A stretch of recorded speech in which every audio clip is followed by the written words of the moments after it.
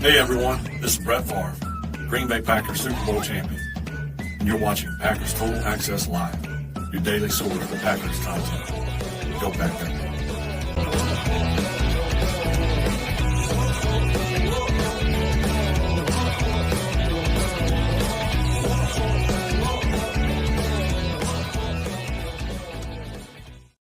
What's up, guys? Welcome into Packers Total Access. My name is Clayton. You can check us out on Packernet.com. Find me on Twitter at Packers_Access. Joined alongside Tim in Green Bay. We got Jake in Wisconsin here to talk some Green Bay Packers this evening as the Combine Week has arrived. Is it arrived, arriven?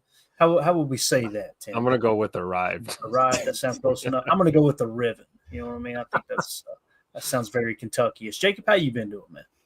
I'm all right, man. I'm good. Had a little scare with my pup the last couple of days, but seems like he's completely came out of that. So that's feel very happy about that. Heck yeah, that's great to hear, dude. I'll tell you, buddy, I'd rather be sick than see one of my dogs sick. I'm just telling you right now, man. It breaks your heart seeing the pups being under the weather for sure, man. All right, let's dive into some news. Does anybody got anything they want to hit on right off the bat before we do kind of take a walk across social media, some of the stuff that I found earlier today here? Did y'all, am I crazy, or did we lose another coach today to the Saints? Was that I believe our special teams coordinator, a guy named Wilbert or Will, I can't remember the name. I was trying to cram in some right before a test, you know how I used to do in school when you get there. Wilbur, is that right? I thought it was Wilbur or something around that. Yeah. See what pops up here. I believe he went over to become a special teams coordinator for the Saints, is what I read. Yeah, Kyle Wilbur. Yep. Got it. Okay. Yeah, I'm not seeing it here on the old feed. The old feed let me down evidently. But so we did lose. I guess he was an assistant to Rich Express. Yeah, Dairyland Express is reporting it. Yep. Got it. Good stuff. Yeah, thanks for bringing that up, Jacob. So probably just a special teams assistant, I would imagine, that for Rich Bisaccia, that ended up getting a special teams coordinator job. Yeah, he was quality control. Got for it. Special teams, yeah, special teams quality control. So he's joining the Saints as their assistant special teams coordinator. So certainly a promotion. That's good news for him, bad news for us, I guess. And I guess the special team wasn't as bad as we thought. You know, people were coming in and saying, "Hey, we'd like your coaches." I could be wrong. I don't know. We go one day from firing Rich Bisaccia to other teams poaching our special teams coaches. So that's kind of an interesting turn of events there. I see what you got marked here, Jacob. Let's jump into it. So Turtle says Packers want the tush push banned. I know you guys seen this come across Twitter. I'm sure a lot of arguing going on out there with the Eagles fans across social media. I don't know. What do you guys make of it? I know it was Mark Murphy that brought it up, right, to have it voted on. You guys know how got that confirmed? Hmm? We got that confirmed? That Mark Murphy brought it up? Yeah. That it was. Yeah, but I'm saying that we actually pushed to have it banned, or we voted to. Yeah, it was Diana Rossini from the meetings, evidently, was the one who reported it. So I'm assuming it's true. You know, I know Mark Murphy was openly complaining about it earlier in the year, was he not? And if I remember correctly, was that right, Jacob? I believe so. I mean, I'll just, if you don't mind me starting, I don't like it. I don't. If to me, if you have to ban something that is completely, in my estimation, within the rule books, they're not doing anything wrong. I mean, does it suck? Yeah. Do I like watching it? No. Do I wish I could maybe snap my fingers and have it go away? I just don't feel. I feel like it's kind of a sissy's way out. We can make it go away. We just need to draft the 3-tech or 2 and get better. Exactly right. I don't know. What are your thoughts, guys? No, I agree with that 100%. I mean, it's been a part of football forever, right? I mean, it's not illegal, and some teams do it better than others, and some teams are a little bit more effective at stopping it. We've seen, Philly get stopped here and there, trying to run that tush push. It's not, 100% perfect, but it's tough to stop that play. And I'm with you, Jacob, man. I think if you got to start tweaking the rules or, making excuses as to why it needs to go, I'm not a fan. I think it should stay. It should be a part of the game. Unbelievable, Corey. You toxic human. Yeah, you guys know how I feel about it. Like I'm kind of old fashioned. And I don't like change. You guys probably have caught on to that. it's always kind of been that. I'm trying to think of how to word it. When you get a third down stop, it's like, hell yeah, we did our job, right?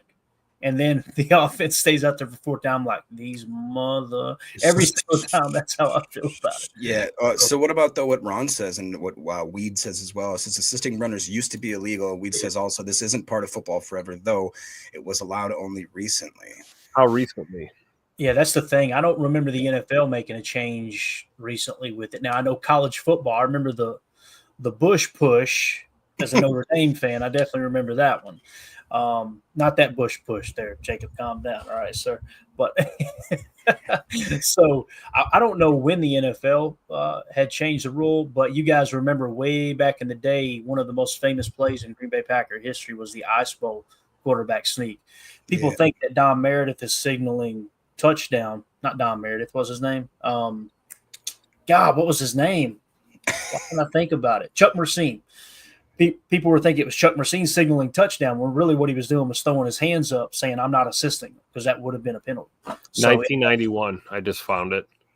Yeah. The NFL last called a penalty for helping the runner in 1991.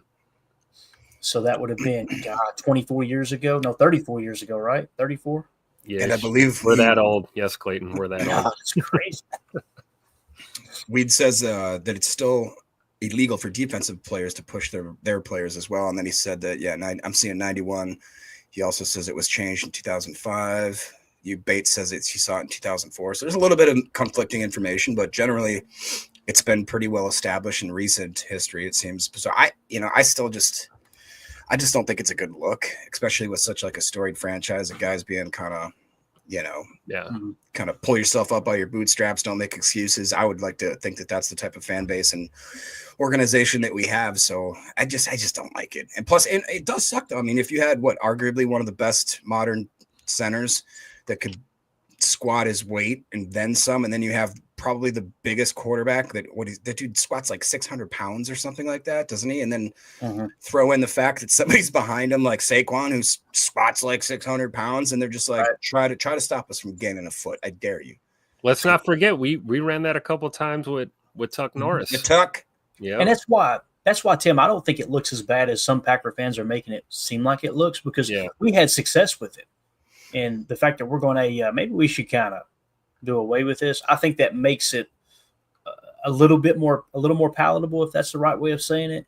But I understand what you're saying too, Jacob. Like, you don't want to be, everybody's thinking it, but you don't want to be the one to say it, right? It's like, it kind of comes across like, I don't know. I always laughed at the Colts organization, because they would get mad and they had to change the rules on the Patriots several times. One with the illegal contact rule that they changed, because Belichick was just having his guys jam the hell out of Peyton Manning's receivers to the point through their timing off, and then the pass rush was hitting home. And next year they had to change the rules, and Belichick found a way to win it anyway. Was the Tuck rule in there as well at some point? And then there was the what the heck was it? I slipped my mind, but I feel like that it is weird that certain, I don't want to say strategies maybe, but or just ways of playing the game people get too good at. It's like, what would you do if they wanted to ban hard counts? Because Aaron Rodgers was just far and away way better at it than anybody else. That's the way I kind of look at it. It's he's using an aspect of the game, and it's kind of like when people talk about like tax code or whatever. It's like it's cheating. No, it's not. It's literally following the rules, and we just do it way better than you do. Sorry. Well, you found, Jacob, you found the only way to get me on board with this now. I'm telling you right now, there's a man that understands the tax code. You're looking at him, and I love people going, huh? I remember the days when I would go to H&R Block and get my taxes done. Boy, oh boy, was I leaving a lot on the table. Those guys they're running them through like cattle. And I apologize if any of our listeners work at H&R Block, but it's, listen, in and out, get the next person in line. Let's just get it done, get their $200 and roll on. Right? TurboTax is even worse, man. I've done that pretty much my whole life. And then all of a sudden I started looking around like, oh, you can write most stuff off? Okay. Right. Yeah. It's wild. So anyway, there you go. There's your CPA talking today. All right. But yeah, I'm with you though I'm kind of got mixed feelings with the whole us complaining about the rule. And Tim, I understand what you're saying too. Like, did did Mark Murphy say, yeah, we were the one that did it? No. It's Diana Rossini reporting it. And Right. that And it's sources, right? According to sources that are unnamed. Yeah. That's what I'm, I'm not going to get into it, but you know how I feel about that stuff. Oh, absolutely. It's like we used to say, you got to love a false start on a player yet to be named, like we've seen called, and it's like we see a lot of reporting, and it's not just Diana Rossini. It's a lot of beat writers that, they like to list those sources, but never tell us who's saying it, Yeah, no doubt about it. And I also understand their point too, where that person said, don't mention my name, Like if Tim, if you told me something and you said, hey, Clayton, don't mention my name on that, I would respect that, but it does leave the door open for people to make up just BS stories. That's what I'm saying. Yeah. Don't comment if you don't want it reported. If you're willing for it to be reported, then put your name behind it. That's how I feel. That would fix a lot of the world's problems. Really not going to happen, though. Not going to happen. Not in our lifetime. I wish we could do an interactive poll about what people think as we're on live here. I don't know if that's possible, but yeah, we can. Yeah, I can throw it up in YouTube. What do you want the poll question to be? I mean, just basically ban the tush push or not.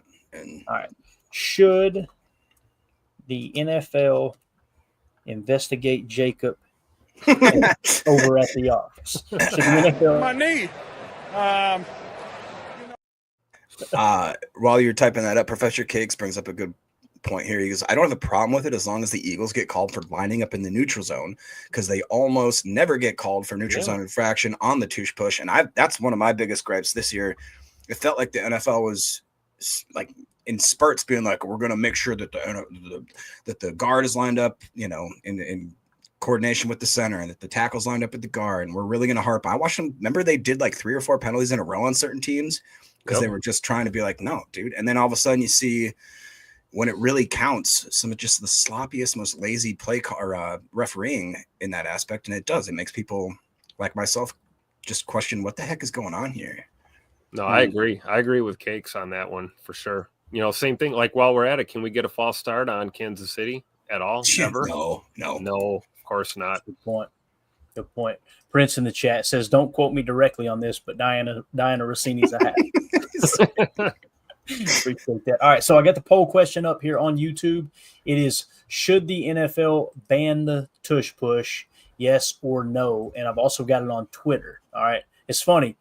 Twitter's 100% yes right now, and YouTube is 60% no. I love there's always contrast. There's difference between our YouTube poll questions and our Twitter poll questions every single time. You know what I mean? And it typically is like the YouTube viewers in here live that are voting, they typically seem to be more rational, like, hey, just that, I can kind of see it going that way. Twitter's literally the wild west. Every time I put a poll question, I'm like, yep, didn't see that one coming. So anyway, let's move along to some of these stats and just things across social media that we noticed earlier today. The 33rd team had put a tweet out, I think it was yesterday actually. Most tackles for loss generated per game. You guys know we did a significant breakdown, a pretty detailed breakdown last night of what we call stops from Next Gen Stats. And we talked about each player at every level of the Packers defense and why the Packers ended up finishing second in yards per carry allowed in terms of run defense as opposed to 25th the year before. And we kind of looked at each player at each level and go, okay, obviously on the defensive line, defensive tackle, Kenny Clark had the most run stops, right? His pressure percentage last year, absolutely horrible. His run stop percentage, really, really solid. It was. Rashawn Gary at the edge position led the way, second on the team in run stops. And at the linebacker position, you had Edgerrin Cooper, obviously. At the safety position, you had Javon Bullard. I know he kicked into the slot. And then at corner, you had Keyshawn Nixon, who had a pretty good year in terms of run stops. Well, tackles for loss, most tackles for loss generated per game in the 2024-25 season. Look who's number 14 on this list, boys. Wow. Mr. Edgerrin Cooper at 0.93 tackles per loss per game. And if you look at this list, I just want you to listen to these names that he's in a group with. Myles Garrett, Will Anderson, Trey Hendrickson, TJ Watt, Nick Bosa. First of all, Jonathan Grenard. Those first 6, every one of them are defensive linemen, by the way. That's pretty wild to think about. Yeah. Andrew Van Ginkel's more of a hybrid player. He plays outside linebacker, but there's sometimes he's in coverage, sometimes he's not. Leonard Williams, another defensive lineman. Daniil Hunter, another defensive lineman. Brian Burns is the first linebacker that pops up. Now, if I remember correctly, Brian Burns was an edge defender too. Yeah, he's another one of those tweener guys that they use in weird ways. And then you got Greg Russell, is how you say it, from Buffalo, defensive end. Nick Bonito, outside linebacker for Denver. I can't remember if they're running a 34 or not. Zach Allen, defensive end. And then they've got Edgerrin Cooper listed as an outside linebacker from Green Bay in the 14th spot, right ahead of Micah Parsons, by the way. Yeah. Guys, it's Max Crosby on that list? Tim, I don't think Max Crosby is on that list, my man. I was just making sure. That's a great point, though. That's a really, really good point.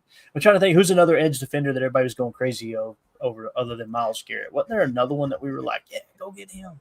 Who was it? Who am I thinking of, fellas? K-Mac. Khalil Mack. Well, Khalil Mack. Khalil Mack's the one I've mentioned. Yeah, so he's not on this list. That's interesting, right? But yeah, Edgerrin Cooper, man, he's a dog. They better not take him off the field this year is all I got to say, man. Well, I was going to say that's on quite a few more limited snaps, I would guess, than a lot of these guys. Like a lot of these guys, probably almost all of them. And it's weird too. Like I just want us to get back. If you see here in pockets, like you got guys obviously with the Vikings, you got Grenard and Ginkel right next to each other. You go to Denver, Bonito and Allen right next to each other. I want us to find somebody else on this list to help with if it's Gary, if it's Van Ness, if it's Cox. You guys know that I'm all about it. I just want us to have consistent pressure because you can see, I mean, arguably those are some of the best defenses that performed. Yeah. Again, man, Edgerrin Cooper, he's a stud. He's an absolute stud. I think Rashawn Gary will take another step this year, too. It just depends on how they approach the pass rush as well. I really, that's what it's going to come down to. If they continue to play the run over the pass like they did last year, you'll probably see his run stops stay about where they were and the pressure percentage stay there as well. Now, if they turn them loose next year and try to get after the quarterback and sacrifice the run a little bit, you might see his sacks go up and those run stops drop down. So, we'll see. Boz in the chat. Good to see you, buddy. He says, A-Fan microdoses Blue Chew. Guaranteed. Oh, my God.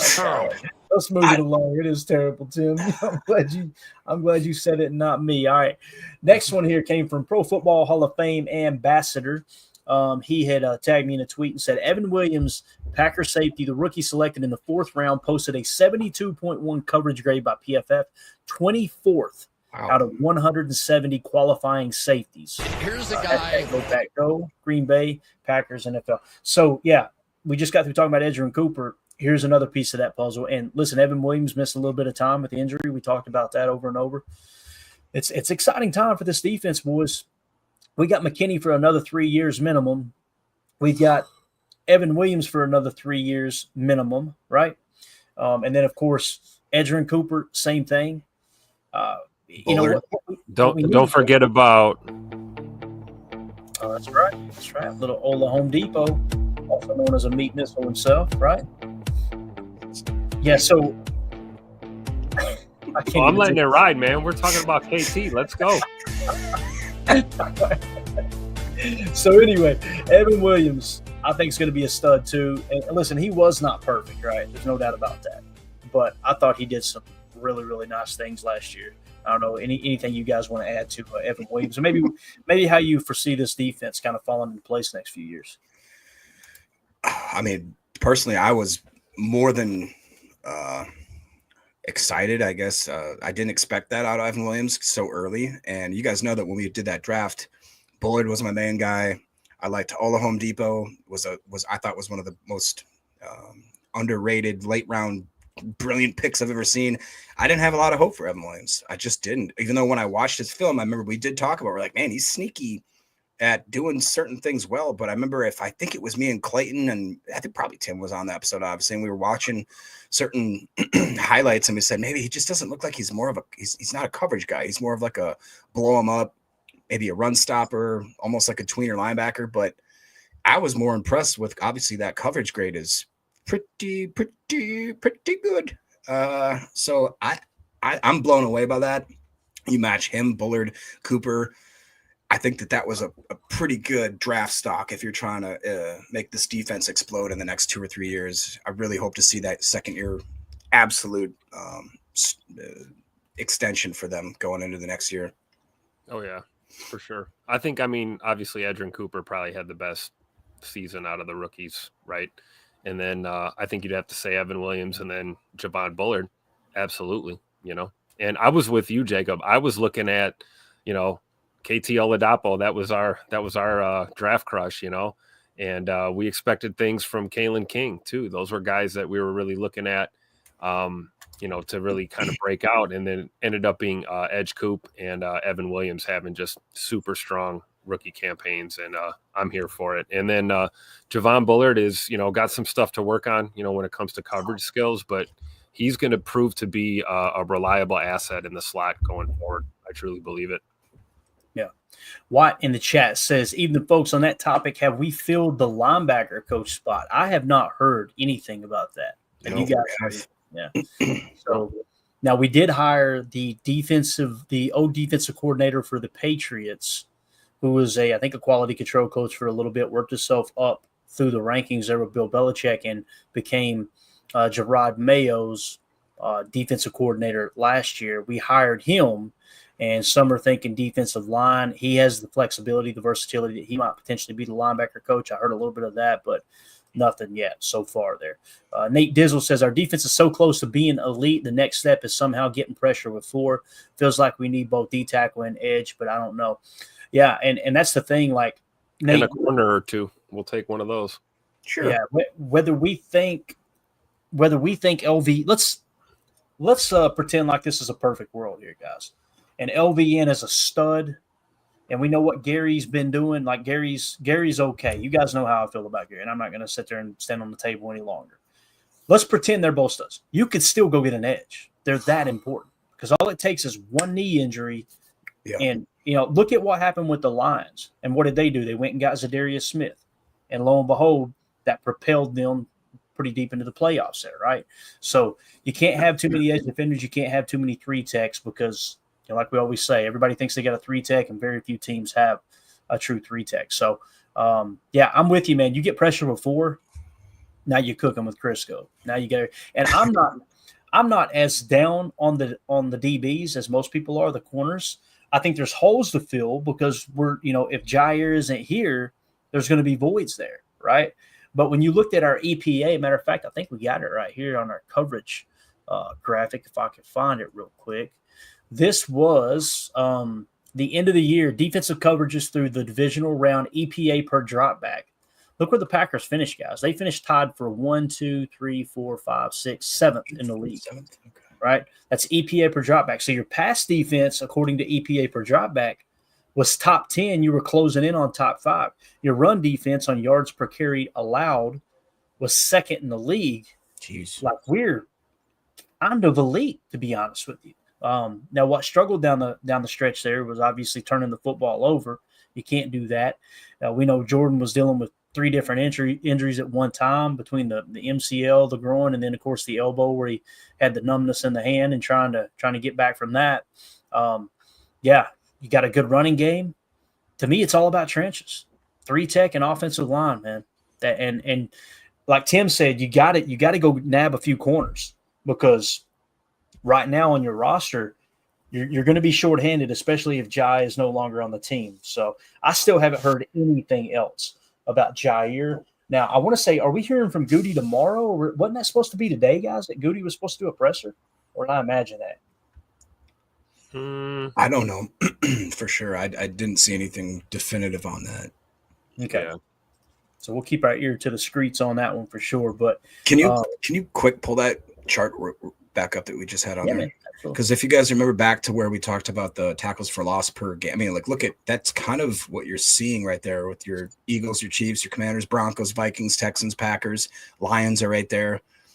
Having those shutdown edge corners or like those guys on that front 4, like you just mentioned, that just makes a difference, man. It really does.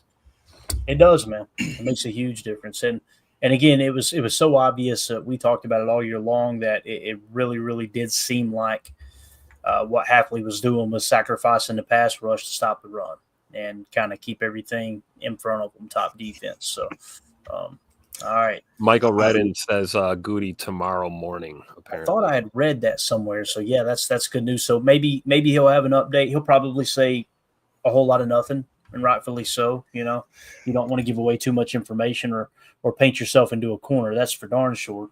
But yeah, we'll see. We'll see what Goody has to say tomorrow morning. Josh Martin in the chat. What are your thoughts on Shedeur and Carter skipping the combine workouts? To me, it's a red flag. I wouldn't call it a red flag, Josh. That's just me personally. I'm a little bit different in that regard, though. I think these are players that know they can screw this whole process up for themselves. If I was a player coming out and I was projected to be top 5, top 10, I would say, you got the tape. Go watch the tape. You've seen what I can do on the football field. I'm not going to go out here and risk stumbling or tripping and hurting the team. I'm not going to, so quit asking. Costing myself 15 spots in the draft or however much, or God forbid, go out there and tear an ACL while you're doing drills, you know. My knee.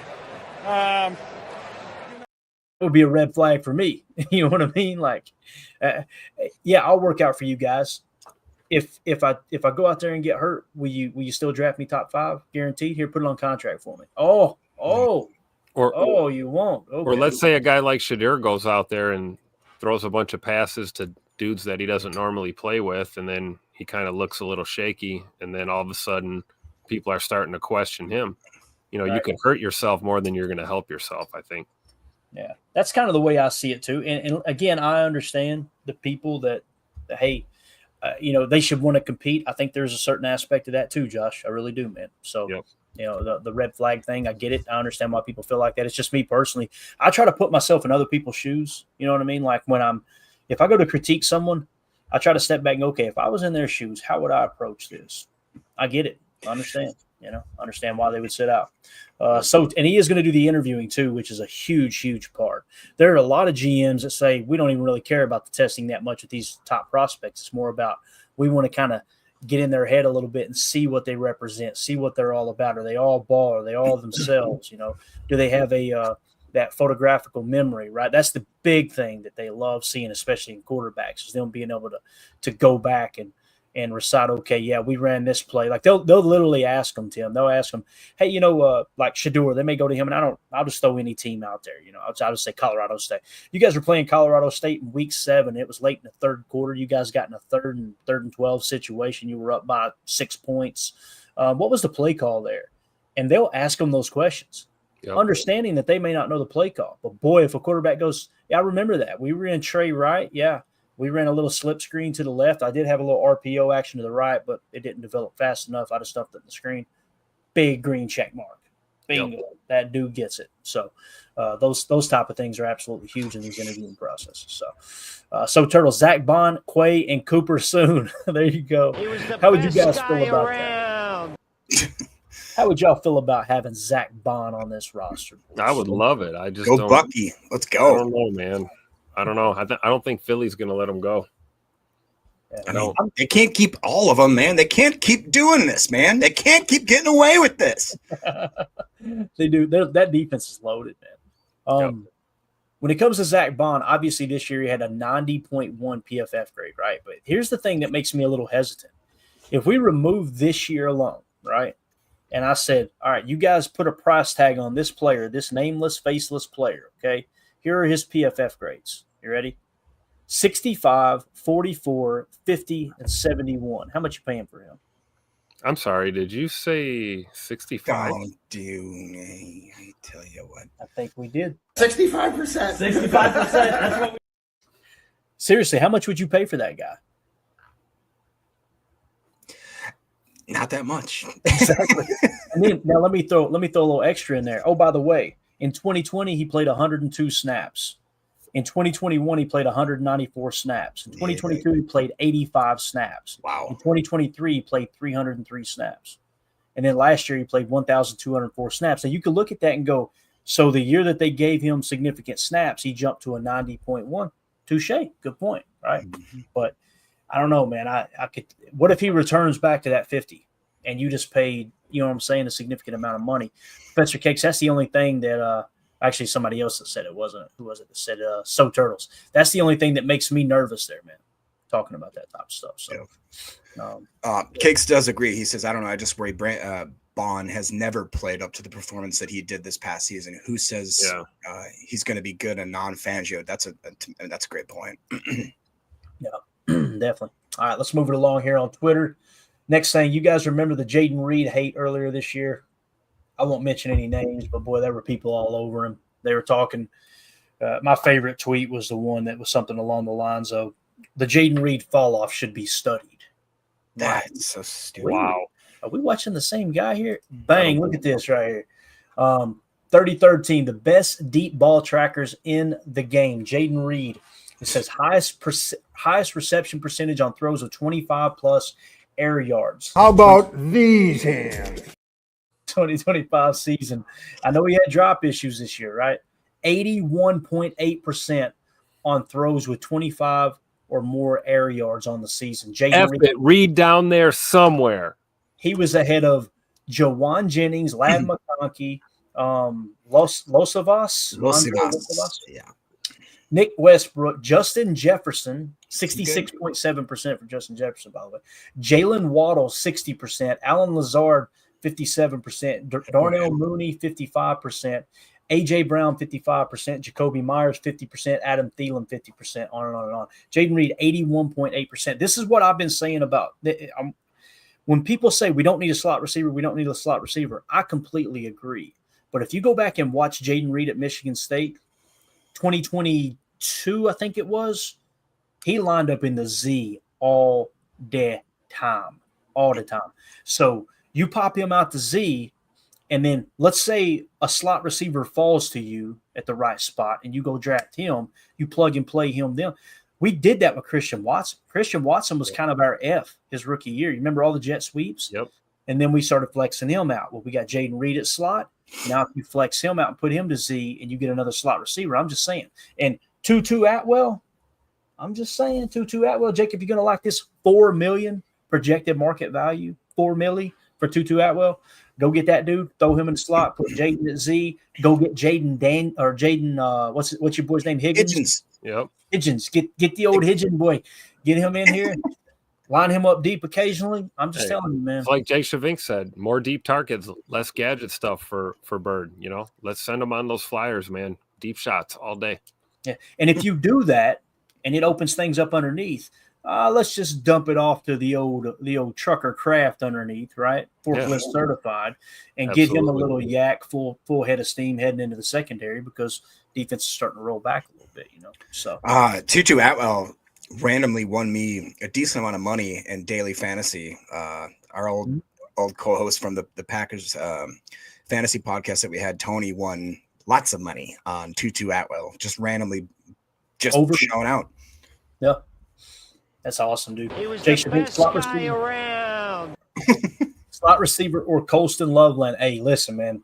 We talked about this. Colston Loveland is the 12th best prospect on our board. If he's sitting there at 23 and they pull the trigger and take him, you will hear me complain. Not one bit. Not one bit. Because, again, Luke Musgrave has not proven he's one of those dudes, right? I hope he becomes one. But you got Tucker Kraft. If you can get a guy that you could press into 12 a little bit more, or throw Colston Loveland out there. Like I said, even if you put him in a slot, you turn back the clock 12 years and go back to the slot bully days where they were putting these your Jimmy Graham types in the slot, right? Man, yeah, you could have a lot of fun with that type of offense for sure. So, yeah.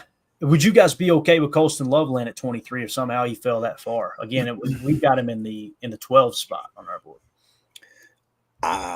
I would be, but I'll be honest, I haven't researched him a lot just because I don't feel like it's realistic. So he's just one of those guys I don't.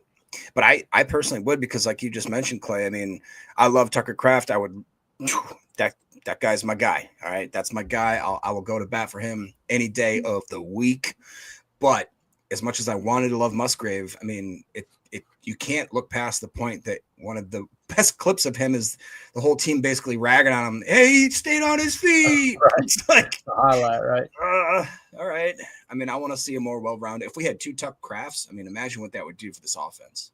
Right. Yeah. And I think it's it lends credence to what you've said before, Clay. You know, like best player available, right? I don't think any of us are thinking we're going to go tight end in the first round. But if this guy's on the board when we're picking, be kind of tempting, to take the guy. You might hear that infamous sound. Ooh, there it is, boys. Prince in the chat. Another slot receiver in free agency, Elijah Moore. He would take him over Tutu Atwell. Elijah Moore, I got kind of excited when I seen his name pop up because I remember when he was drafted, he was like a second-round pick, if I remember correctly. I'm thinking, oh, he's available. I went and looked at what he's done in the NFL. My God, 71, 57, 58, 58. He was so bad the Jets didn't want him. I think they traded him to Cleveland. Like that. That's a big no for me on Elijah Moore. And that surprised me when I dug into those numbers. Like, has he really been that freaking bad? That's wild to think about. So, again, everybody misses. Everybody misses on one sooner or later. So, all right, moving along here. Tim, I had to retweet your tweet there. Tyron Hopper, days until the NFL draft in Green Bay, baby. We're 59 days away. Mandy said the same thing this morning. We were drinking coffee. She said, we're only about 59 days away from the draft. I went, holy cow. She's literally got a countdown on her phone, bro. She's so fired up, man. I love it. I can't wait. It's going to be a blast. Can't wait for you guys to get to town. Yeah. And we got, if you guys hear a jet taking off over here, I got a new laptop. I went and got a laptop specifically for this trip so we wouldn't be slowed down not being able to take the NASA computer with us. So this thing is, it's got a jet engine on it. It's pretty wild. I think it'll do the job, though, Tim. I ran it by a couple of geeks in my life. And I was like, hey, what do you guys think about it? You think they're like, kidding me? It's like, they went, that's way too much. I went, good. That's what we're looking for. Right Get ready to go. Yeah. If it stutters, it's going to be because we don't have good internet service over there in the great city of Green Bay. So, Tim knows it. Tim, I need you to scope out the Airbnb neighborhood, and we'll figure out somebody to steal internet off of. We'll make it work. I'll get on the horn. We'll call Elon. We'll get Starlink. We'll make it happen. Starlink in there. I think Elon's busy right now. Actually. All right. Here's something else that came down the pike here from Carter, and it was kind of mentioned earlier here in the chat. I said possibly a top 5 shakeup, but I don't think this is like crazy breaking news. Let's read it, and I want to get your all's opinion on it. Okay? So Adam Schefter tweeted out, Penn State defensive end and potential number 1 pick Abdul Carter will not work out at the combine because he's not fully recovered from the shoulder injury he suffered versus Boise State, according to his agents Drew Rosenhaus and Robert Bailey. Carter played through the injury versus Notre Dame. Sounds like a damn excuse to a loss for me. I'm just saying. Through the injury versus Notre Dame in the semifinal playoff game, but only recently was cleared to resume training. Quote, we fully expect Abdul to be recovered in time to work out at his pro day at Penn State, and he will perform at a very high level, Rosenhaus said. Carter will partake in the physical exams and interviews with teams at the combine. Rosenhaus said he also is sending a letter today to all NFL teams from Dr. Dan Cooper, Dr. Dan, stating that Carter, I wonder if he prescribed AFAM's Blue Chews or not, Dr.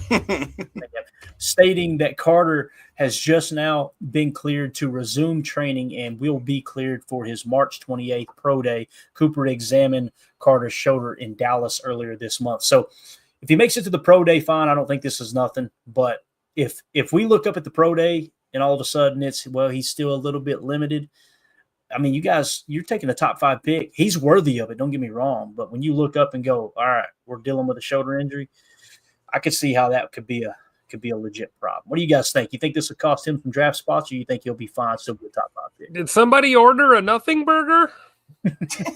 With extra nothing? Extra well done, yeah. I don't think it's going to affect – if he really is the type of player that a lot of people, a lot of coaches, a lot of GMs project him being, I mean, that wouldn't ruin me. That wouldn't ruin me. Tim, you said this is a big deal. Is that right? No, I said extra nothing on that nothing burger with a side of nothing. Got it. Yep. All right. So, I think Abdul Carter is going to be just fine unless he has a huge setback before the pro day. I think he's going to be one of those dudes that's in the top 5. Maybe like Adam Schefter said, maybe even the number 1 pick. Some more news. Can I drop a quick comment just because I don't know where else we'd fit it in? Number 1 Packer fan says, yo, Tim, my dad shipped me a case of brats from Usingers a week ago after a beer bath and some peppers and onions. I enjoyed some nice SC Sunday with a couple daddy's sodas. What is Usingers? Is that something I need to check out? That is a Milwaukee staple right there. You got to get your Usingers bratwursts, the best. Give them a beer bath and a beer based while you're grilling them up.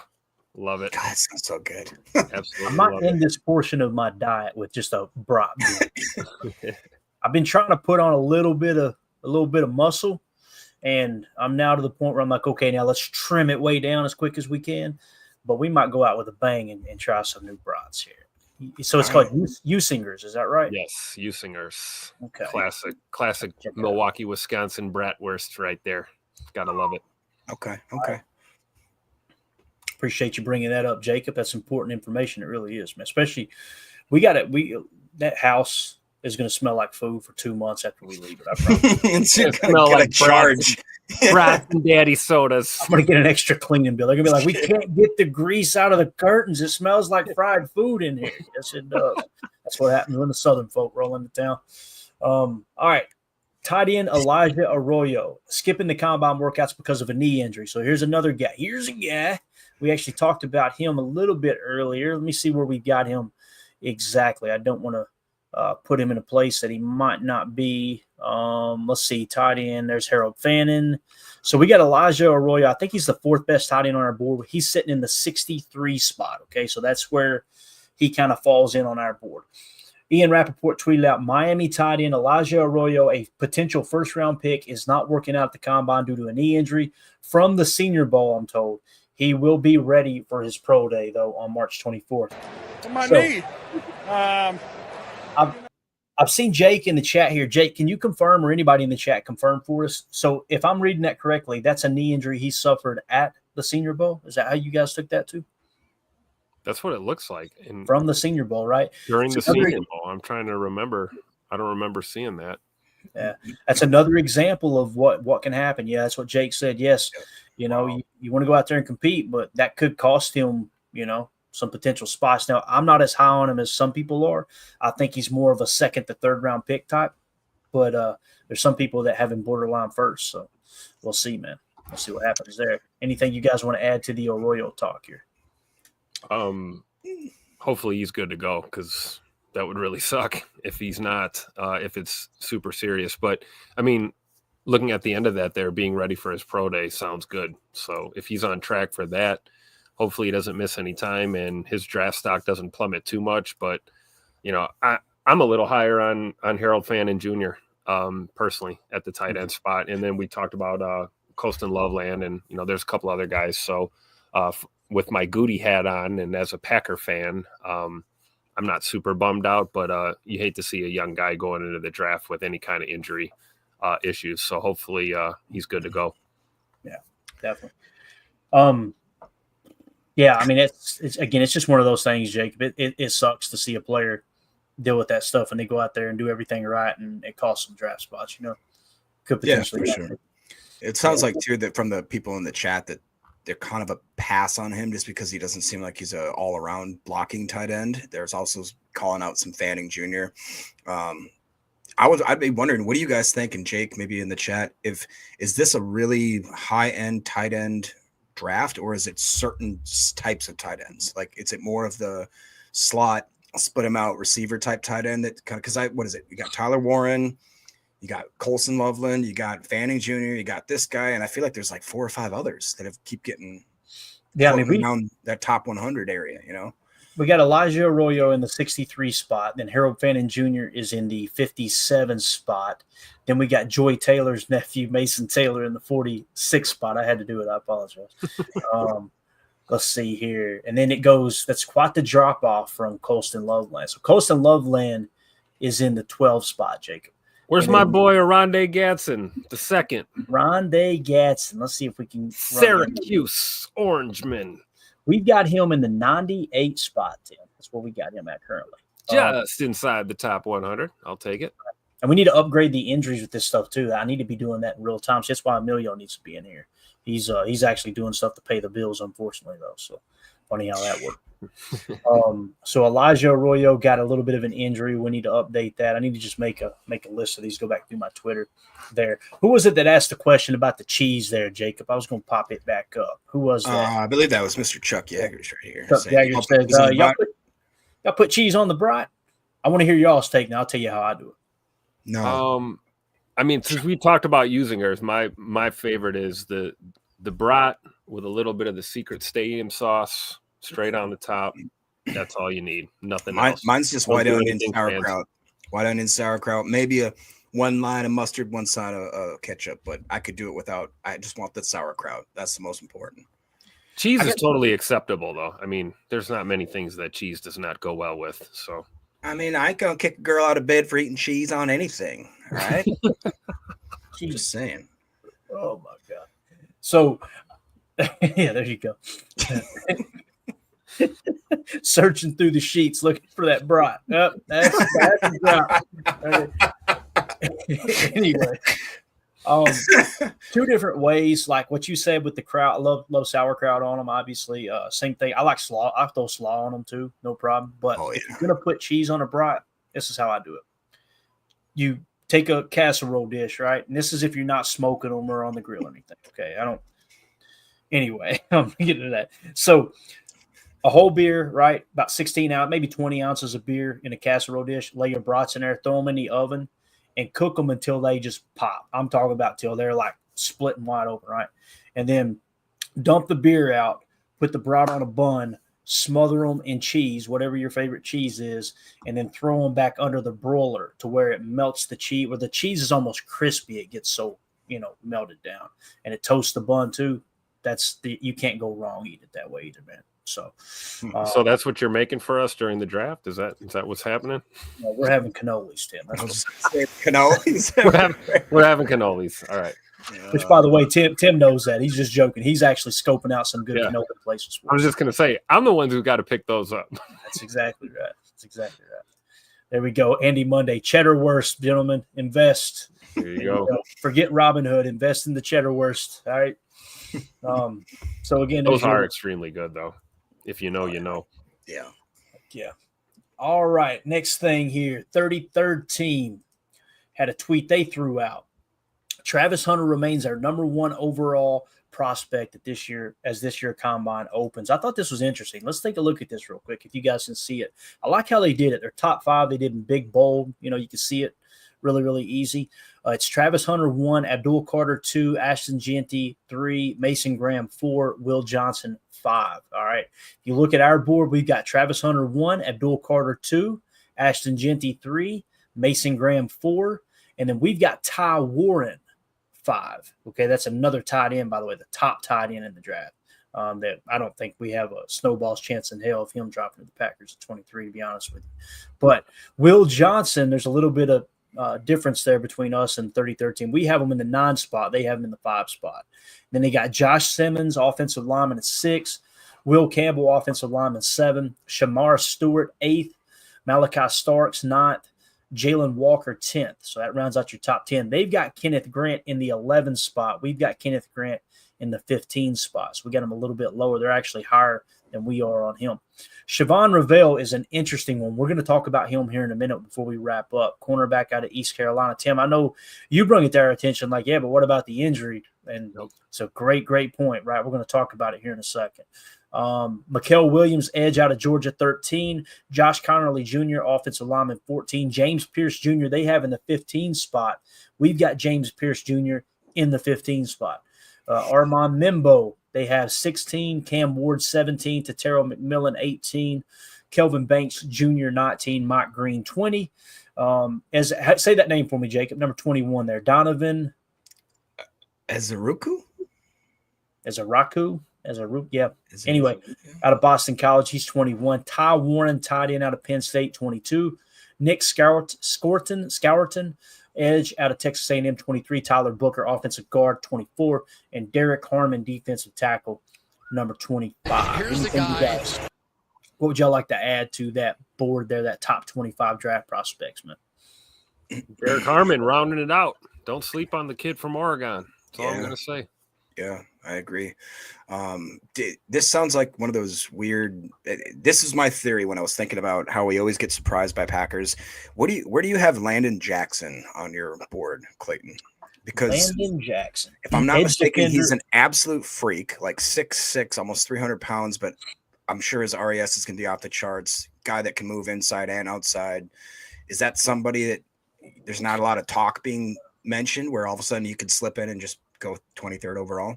I'm trying not to laugh because we've got him in the 32 spot. Yeah. Okay. We've got him right around where we had Jordan Morgan last year. Yeah. And it was like when they took Jordan Morgan, I went, makes sense. Don't have any problem with it. That's right there in the ballpark. I could totally see that, Jacob. That'd be one that no one would think about, right? Yeah. So It just, yeah. yeah, we got him in the 32 spot.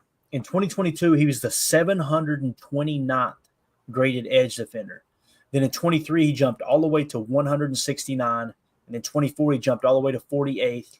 PFF Big Board had him at 36. The Consensus Big Board had him at 43. Kyle Krabs, 33rd team before the Senior Bowl, had him at 23. And then Dane Brugler had him at 45. So he lands with a 36.8 grade. We don't know where Daniel Jeremiah has him yet. When he releases his top 100 or top 150, however he does it this year, we'll have that information. But yeah, he's in the 32 spot for us. Jacob, I think you might be on to something there, man. That wouldn't surprise me. 6'7", 280 pounds out of Arkansas. He's crazy. Let's go. 6'7"? 6'7", man. I bet his wingspan Just turned 22. So Yeah, I'm serious. Everything I saw on paper, I was just like, that just seems like the guy. yeah. I Could don't be. know. Who eats quarterbacks for breakfast, it looks like here. Yeah. Like it. I eat pieces of like you for breakfast. You eat pieces of for breakfast? No. No. By the way, when does that hit the theaters? When's that coming out? Or The is it even second going? one, I think they already recorded it and edited it. I think it's just a matter of time here. Yeah, It's it got to be probably- a summer blockbuster for Oh, sure. bro, I will go watch. I don't care if it sucks. I will watch it and I will smile. Mhm. You know. And they redone the theater here in town in Johnson City. You can go in there and get you an ice cold bruschetta, sit down with some popcorn, watch it. I mean, fresh out the tap. It's a beautiful thing. Beautiful thing. I'm usually snoring about halfway through the movie, and Mandy's over there nudging me. But that goes. I work hard for my money. You know what I'm saying? All right, so there you go. 33rd team with their top part of their board. You know, Jared Wilson's another prospect we talked a little bit about. Shout out to Andy. See you, Andy on Twitter. He tweeted this out and said, Georgia center Jared Wilson constantly sticks out to me in this class. Weaker center class. He's a top 50 guy, though. Big fan. When he said top 50 guy, that kind of caught me by surprise, but you see him doing some work here at the second level, driving that Mike Backer out of there. What do you guys think, man? Is that too high on Jared Wilson? Because we've talked about it. It seemed like going into the pre-draft process, right? He was right around 100 or just outside of the top one. Remember us saying there's nobody in the top 100 playing center, and then all of a sudden you've got Jared Wilson. Now he is currently. Let's see where he's at on our board. I want to say he's a little bit lower because again we take the early information very, very serious. Where is Jared Wilson? I'm going to have to hunt him down, boys. What do y'all think about Jared Wilson here? Nice little rep they're showing as well. I mean, he's the best center prospect probably, other than Gray Zabel, I guess they're saying is a center apparently all of a sudden. Well, But as far as guys that are listed, I mean, it's Wilson. Then I got Seth McLaughlin out of Ohio State and Jonah Monheim out of USC. That's pretty much it. I mean, Jake Majors out of Texas. I mean, you're getting into the 200s very quickly. Yeah. So it's not a deep center class at all. But I do think Wilson's probably the best prospect other than Zabel, like if we're talking Gray Zabel. I mean, that was an interesting. I saw what you're talking about, Tim. Gray Zabel actually did, I believe, have decent reps at center in one of those years. I think he was more of like that Swiss Army knife. I'm totally about that. It's just if you had to if you're just going in the draft being like we need to solidify the center position, I would probably be okay with taking Jared Wilson in the second round.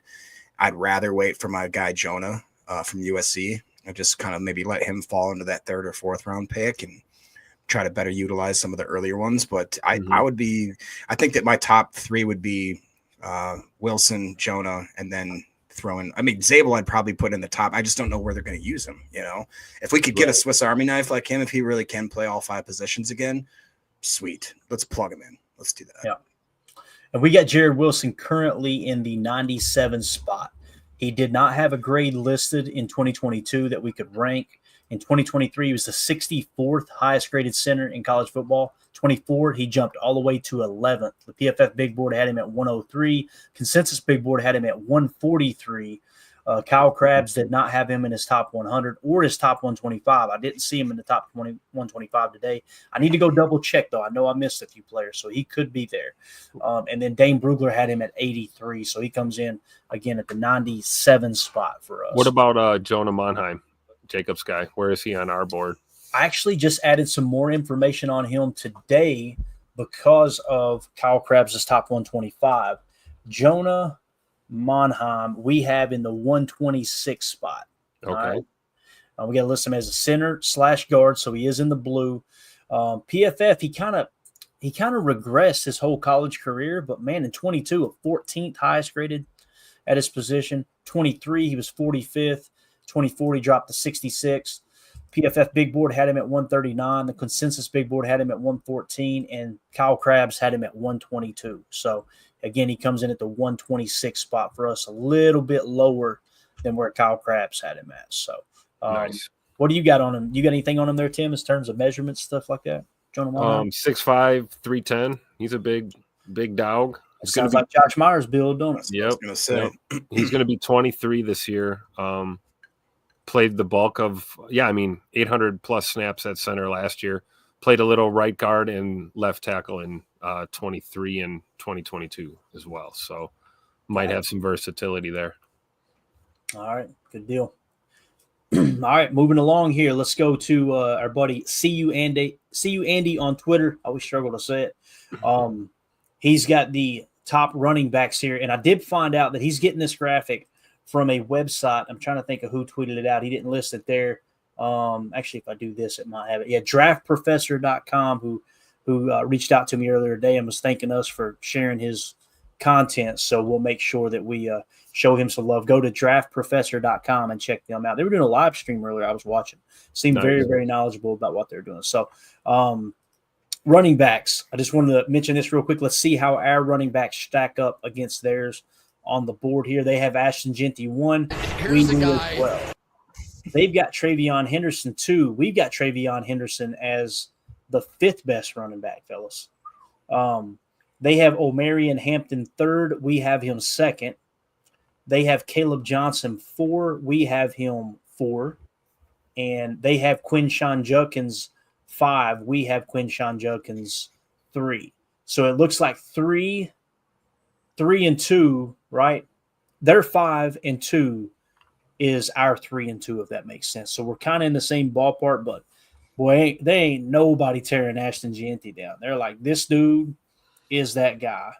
Whoever drafts him is going to get a hell of a back to stay healthy, man. Can I ask where, Clay, you rank Cam Skibido? What? Yeah, hold on a second. I get him right here. How did you say his name? I don't know. It's Cam Scatabo, I believe. Yeah, Scatabo is how I've always heard it. So we've got Scatabo 1, 2, 3, 4, 5, 6, the 7th best running back. And man, I love that dude. He just reminds me of Mike Allstott. Remember that? Yes, he plays the game the right way, man. There's no doubt about it. 2022, he was the 8th highest graded running back. Then he dropped all the way to 177 in 23.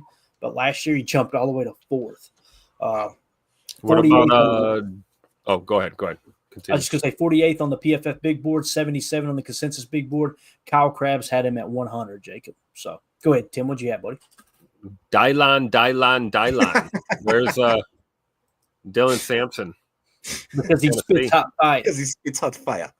2022, we have him as the 1, 2, 3, 4, 5, 6, 7, 8th best running back, right behind Scatabo. Okay. 2022, he was 263. 23 jumped to 96. 24, he jumped to 13.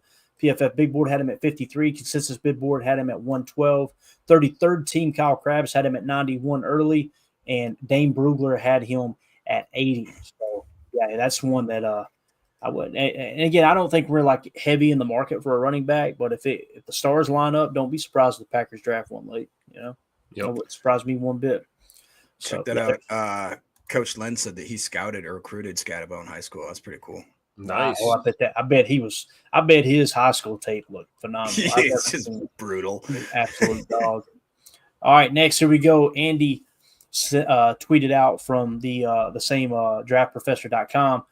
Pre-combine top 5 guards. Will Campbell, they have listed as a guard here out of LSU. Number 1, Tyler Booker. 2, Donovan Jackson, who you guys just asked about. Number 3, Gray Zabel. 4, Wyatt Malum.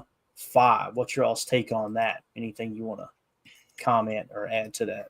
I really like Wyatt Malone, but I didn't know because I thought he had the predominant amount of snaps as a tackle at West Virginia, and maybe they're thinking about kicking him inside. But if I'm not mistaken, I thought he graded out real well, and I thought it'd be maybe a good late round steal. Not late round, but maybe 2nd or 3rd, 4th or something like that.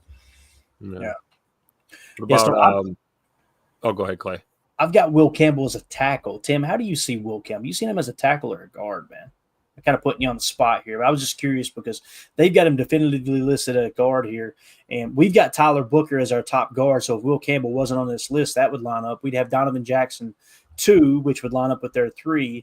And then we got Gray Zabel listed as a tackle, actually, because he can play everywhere on the line.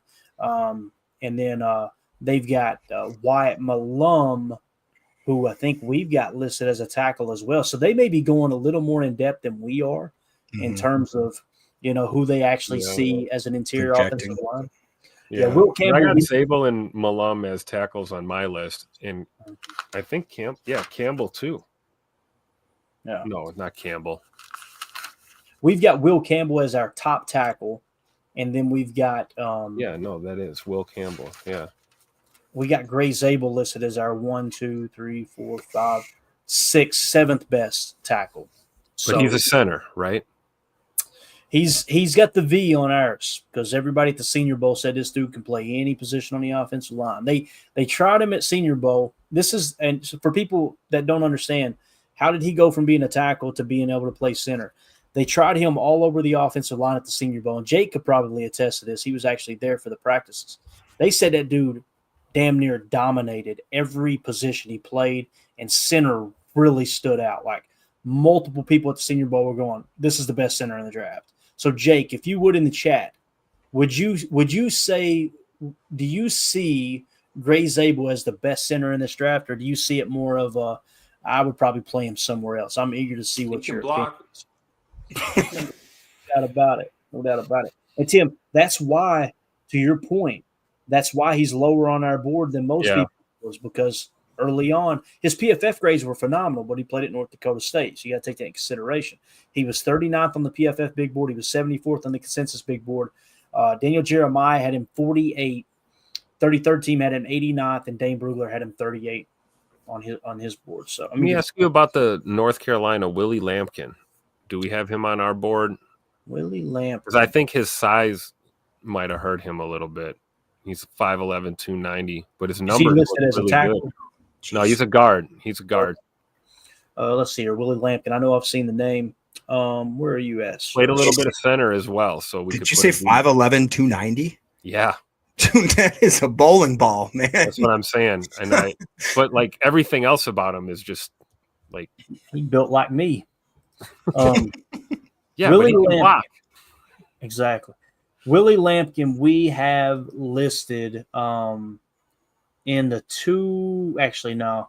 He's pretty far down the offensive line. Let me see what his grade is. I'll tell you where he's at on our board. His grade's 207, if that tells you anything. Okay. So he's so probably I'm high on him then. So we've got like Luke Kandra and Willie Lampkin. Probably higher than him. Tim, Willie Lampkin does have the little fruitcake 2 guys wrestling around in tights. So he is a former wrestler, right? It's important. So Jake says Lampkin actually measured at 5'10" and 3/8, 270 pounds. Wow. Still. There you go. All right, let's move it along here as we're getting late on time here. My wife going to be mad at me if I don't stick to my promise here and try to get done a little earlier. All right, wide receivers, according to draftprofessor.com. There you go. Jake Shavink says Zabel probably fits best as a guard or center. There you go. So Which means he would fit in great in Green Bay. All right. I'm about to kick him inside. I've got him as a tackle. I'm about to officially make him interior offensive line /V. So we know, okay, he can play guard or center. Probably what we end up doing. Wide receivers, they've got Tetero McMillan, number 1. All right.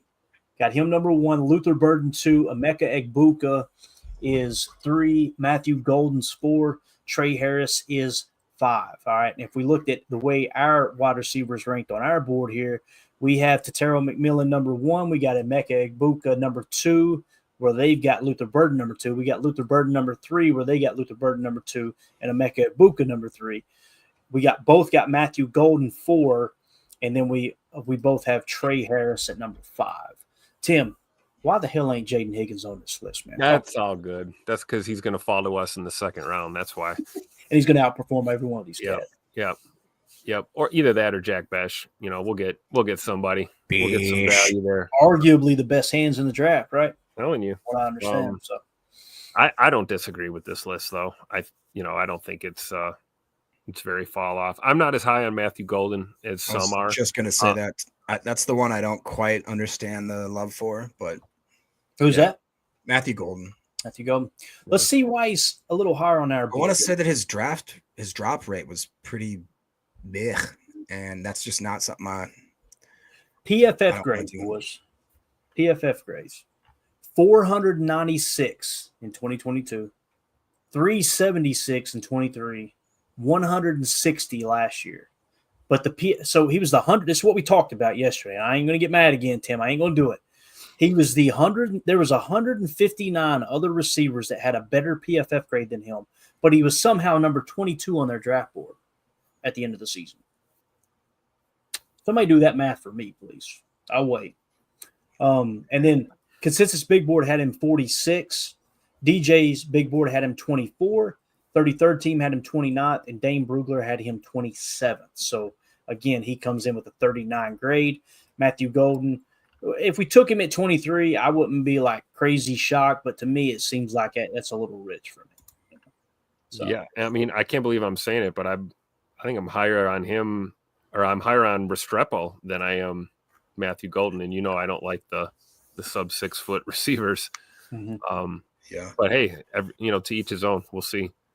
Yeah, we got Matthew Golden, Jacob. We got him in the 36 spots where we got him, man. So we're definitely lower on him than like Daniel Jeremiah's got him at 24. I mean, you're talking about 12 spots, right? So, yeah, okay. Jake Shavink says Golden might be wide receiver 2 in my opinion. So there you go. That's kind of I could see that. It kind of feels that way. Coach Lynn says, what about Burden? Where do y'all see him? We've got Burden a little higher. We've got him in the 28 spot. Here's how he got that grade. He's got a 28.8 grade, 491 in 2022. Then he jumped all the way to 14th in 2023. He fell back to 91st in 2024. PFF Big Board had him at 9th. They had him 9th at the end of the year.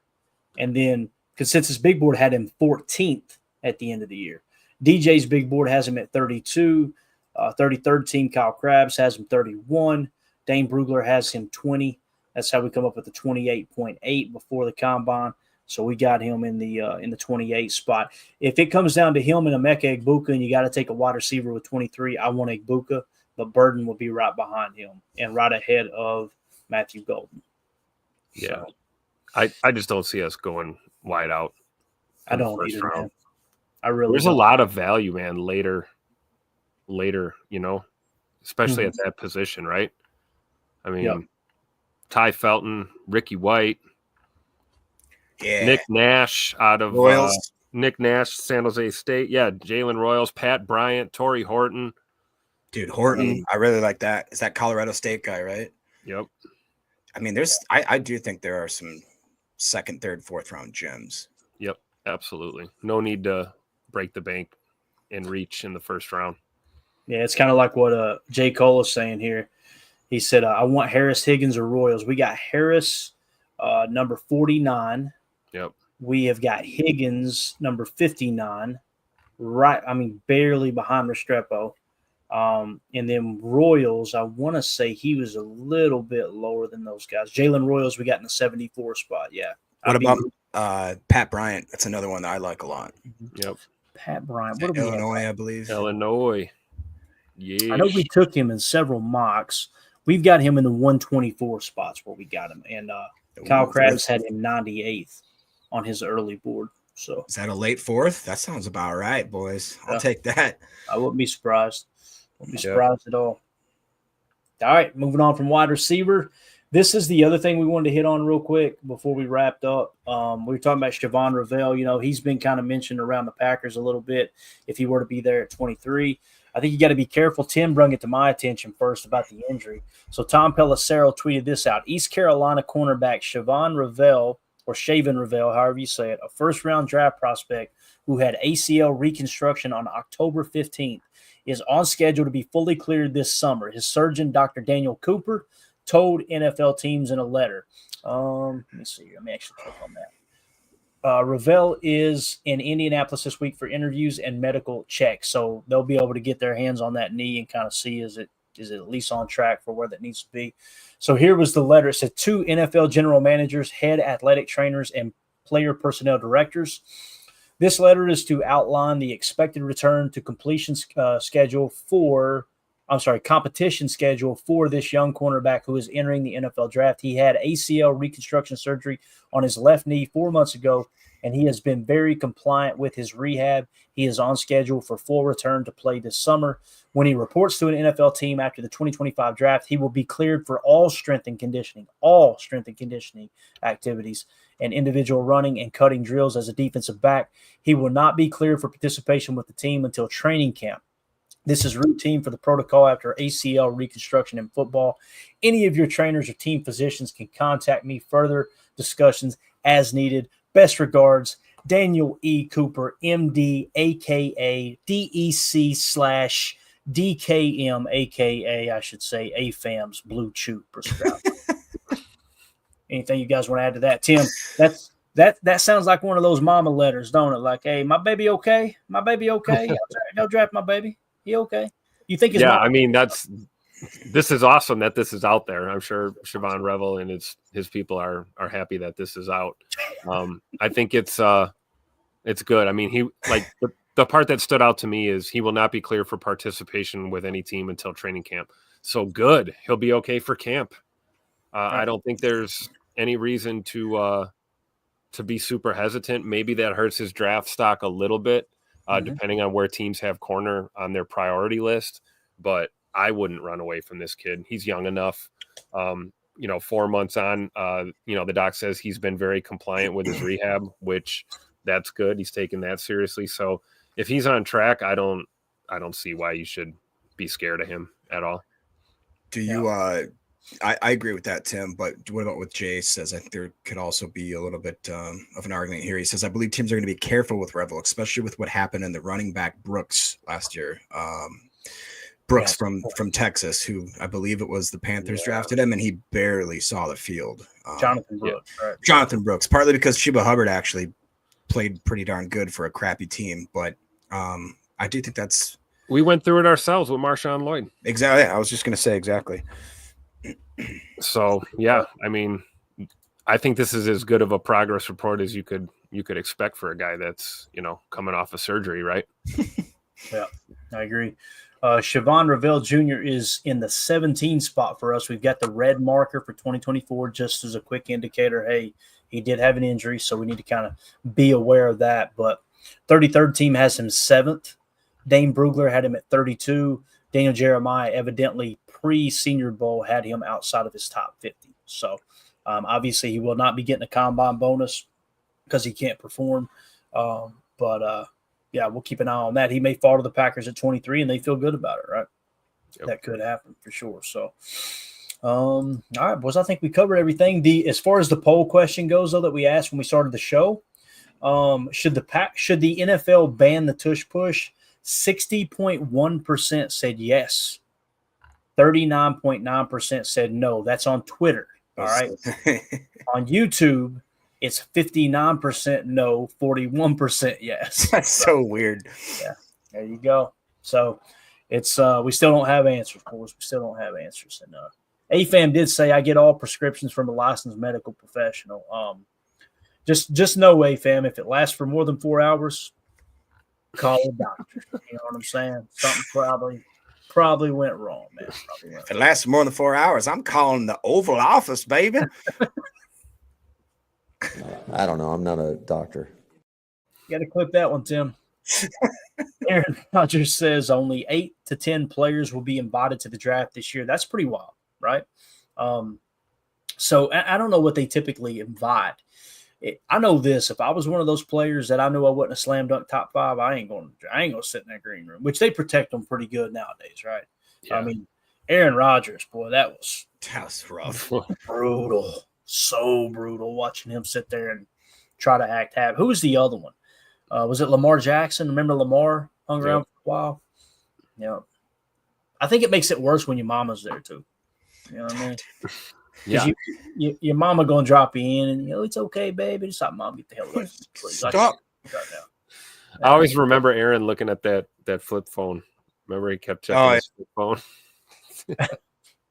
Yeah, it's the good old days, man. Yeah. Good old days. Jake Shavink, Ja being happy for Lamar when he got drafted is still one of my favorite moments. It really was, man. Huh? Ja's definitely a hop guy. You know what I mean? Like, he hops his boys up. There's no doubt about it. And we still don't have answers, fellas. Tomorrow's the 25th, and if you're wondering, Clayton, why does the 25th matter? It's because when we reschedule contracts, the last contract we rescheduled, or last year when we did that, it happened on the 25th. So we're officially entering that window where we should see some contract restructures. If Ja's contract gets restructured, I go from 50-50 to 75-25. He's coming back. If it doesn't get restructured, probably starting to lean into maybe 60 he's leaving. You know what I mean? I don't know what you guys think about that, but we should have some news here soon. And again, prime for restructure, in my opinion. Rashawn Gary, Jair Alexander, Jordan Love, Elton Jenkins, Xavier McKinney, Kenny Clark, and Josh Jacobs, strictly because they have either roster bonuses or base salary that's a significant amount that you can convert to signing bonus and free up cap space. If you want to free up cap space, or if you want to cut some cap by giving more cash and rolling that into the next year, which Goody has proven time and time again he really enjoys doing. So anything else, boys? Did I miss anything at all? We got about 4 minutes here if you want to hang out for a second. Tell me about your lives, you know. I think United Bates makes a good one. He says A-Rod with the LA Looks hair gel and flip phone was a classic. He had that. He was missing maybe like a puka shell necklace. That was the only thing he was missing. Yeah, definitely. He had that. He had my senior year high school picture kind of vibes. Oh, we're gonna give him some. And Jake Shavink says 4 minutes is enough time for a mock draft. No, it is not. Don't No, it's not. Pick mock draft, no trades. Greg Rice says Love already restructured, right? No, that's not what we're talking about. He signed his new deal, but we're talking about you've got room that you can free up if you want to use his contract as a way to free up cap space. And matter of fact, since we got a second here, let me just go Jordan Love contract, actually spot track. And matter of fact, I'll throw it up on the screen since we ain't got nothing else loaded right now. Let's pop that over there. They back the Brinks truck up yet for Zach Tom? That's the other thing too. We got that marked in here. I think we'll hit it here in just a second. But Jordan Love's contract. The reason I mentioned him as a potential restructure, and again, I'm not saying it's a guaranteed, but if you'll notice, he's got $11.9 million in base salary here, right, in 2025. You could convert a little bit of that to signing bonus if you wanted to. All right, if you converted that to signing bonus, you could free up cap space. Probably unlike of all the players on that list that we just mentioned, of those 6 or 7 players, he's one of them at the bottom. But I could also see Goody doing a $2 or $3 million restructure, something like that, to be able to kick it onto those avoidable years. You notice at the bottom, you got those void years restructured already. So what you could do is, let's say you went to Jordan and said, "Hey man, let's convert $4 million of that 11.9 salary right here to signing bonus." And then you could take that $4 million and spread it out over 3 years at what would that be? $1.3 million per year. You wouldn't even see it, and you free up $4 million like that you can roll into the cap next year, or use it to go out and get a free agent this year. That's the reason we mentioned that. And again, the big year though, where something's gonna the rubber's really gonna meet the road, is when you get into the 2028 season. The base salary jumps to $43.9 million. All right, his cap hit's gonna be 74.2. So if he is still playing great football and they go, okay, we want him for another 4 years, what you're gonna see is a renegotiation of the contract. He's going to get an extension, and then they'll probably get rid of the void years, put more void years on the backside, and spread that out over the 4 years and bring that cap number down from 74 probably to, if I were to guess, probably somewhere around 40 million at the time, which we know as the cap continues to raise, that's not going to be a big deal at all. So that makes sense. I can't stop reading the chat. We got to get out of here. It's gone off the wires, man. You guys should be ashamed of yourselves. It was Jake Shavink that mentioned that Zach Tom extension season is drawing close. Yes, it is. That's top priority, right? Priority number one, get Zach Tom a long-term deal. Prince in the chat says, draft day idea. Packers should invite Brett Favre to announce picks. Amen to that, my man. Amen to that. I will say this. I'm in town to play the Dolphins, you dumbass. Chatting a little bit when he recorded the intro for us. I probably shouldn't even say this, but he's been vocal about it. And you guys heard him. What did he speak at? Was it this year, Tim? He spoke at something in Green Bay? Yeah, it was at a Donald Trump campaign event here. That's it. He struggled. You know, you can see, unfortunately, Parkinson's is catching up. So that's why if the intro seems a little low energy, I don't give a rat's ass. Somebody don't like it, they can unsubscribe, because you could tell the dude did the best he could with it. I watched that Concussed documentary, and that was filmed. That's 2 or 3 years in the making, right? So he was in much better shape then. Now it's really starting to catch up. And, one of my heroes in my life was Mandy's father, my father-in-law, who passed away a few years ago.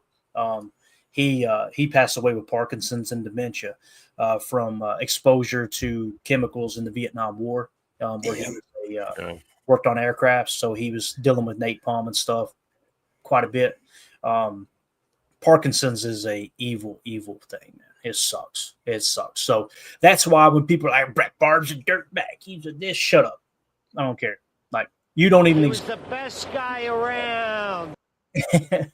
So it's tough, man. It's tough to see somebody go through that. And I just think it's awesome that we got the intro we did. While he could do it, and I know it probably means, other than the friendships we've created doing this show, it means more to me than anything we've done so far, to be honest with you. So we'll have that forever, and I think that's awesome. So there you go, Prince. I hope he shows up, man. That would be awesome. That'd be absolutely awesome. So, all right. Along with all the Packers alumni, right? You never know who you might bump into at the draft, so it'll be great. Yeah, definitely. All right, boys, that's it. We're out of here. Jacob, it's good to see you, man. Hopefully the pups continues to do well. If there's anything we can do to help you, let us know, man. Yes, sir. Go Pack. Tim, get on that cannoli hunt, Tim. All right. Oh, I already got it narrowed down, man. We're going to start taste testing next week, so we're all good. All right. Everybody have a great evening. We appreciate y'all hanging out with us. If you would hit that like button on the way out, we will see you tomorrow night, 7 p.m. Central for PTA Live. As always, let's go out and be the change we want to see in the world, and go Pack. And we go. All right. Bye, guys.